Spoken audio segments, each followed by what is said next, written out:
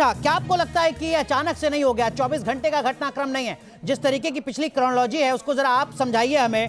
मंत्रिमंडल में फेरबदल होता है, ललन सिंह को हटाया जाता है, उसके बाद नीतीश कुमार परिवारवाद पर सवाल खड़ा करते हैं और फिर खबर आती है इस्तीफे की। काफी पहले से चल रहा था।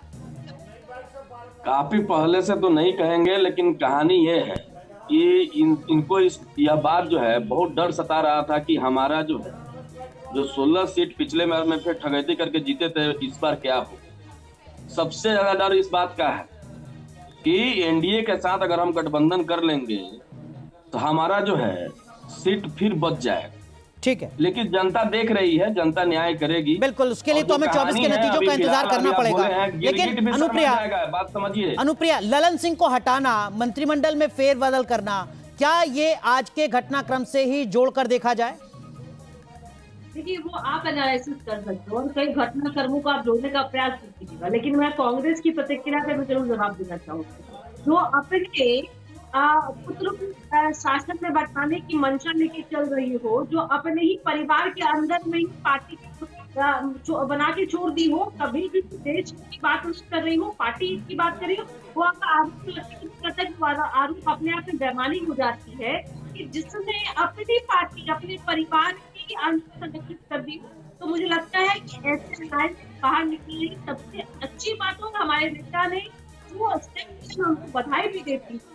ऐसे अलायंस रहना कहीं से भी नहीं होता है कि जहां आप तमाम घटक। ठीक है, इनके सर, ललन सिंह अगर अपने पद पर रहते तो क्या नीतीश कुमार आज ये फैसला नहीं ले पाते? मुश्किलें कुछ बढ़ सकती थी। क्या इसको इस संदर्भ में जोड़कर देखा जाए सर?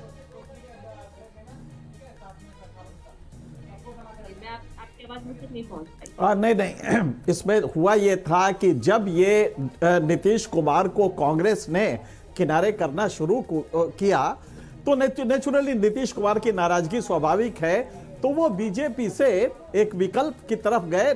ललन यादव इसको अपोज कर रहे थे, ललन सिंह, और एक नीतीश को ये जानकारी मिली कि ललन सिंह हो सकता है कि कहीं ना कहीं पार्टी स्प्लिट करा ले, क्योंकि टिकट डिस्ट्रीब्यूशन और तमाम चीजों में ललन सिंह का रोल रहा है।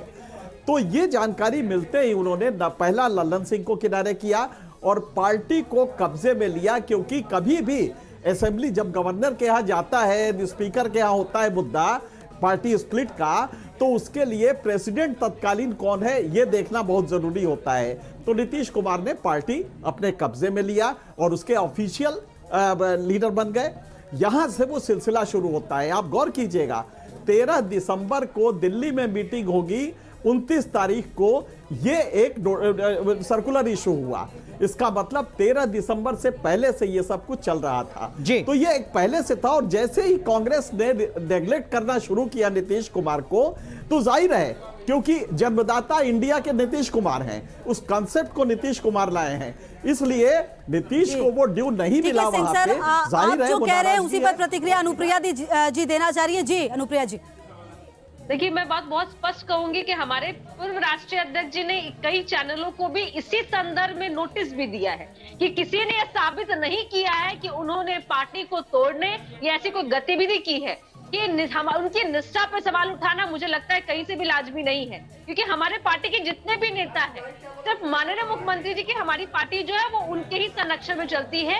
नीतीश मतलब जेडीयू मतलब नीतीश कुमार, और उनका जो फैसला आता है वो सबको मान्य होता है, लेकिन किसी में भी ये कभी भी ऐसी निष्ठा नहीं होती कि पार्टी के खिलाफ हो जाए। और हमारे पूर्व राष्ट्रीय अध्यक्ष ललन सिंह जी भी ने जो फैसला लिया था वो लोकसभा के संदर्भ में लिया था कि उनको राष्ट्रीय अध्यक्ष नहीं बनना था, क्योंकि उनकी जिम्मेदारी एक लोकसभा के कैंडिडेट के रूप में भी थी, इसलिए उन्होंने इस्तीफा दिया था। और ये झूठ की बात अगर होती तो मुझे लगता है कि आज वो दृश्य कुछ और होता।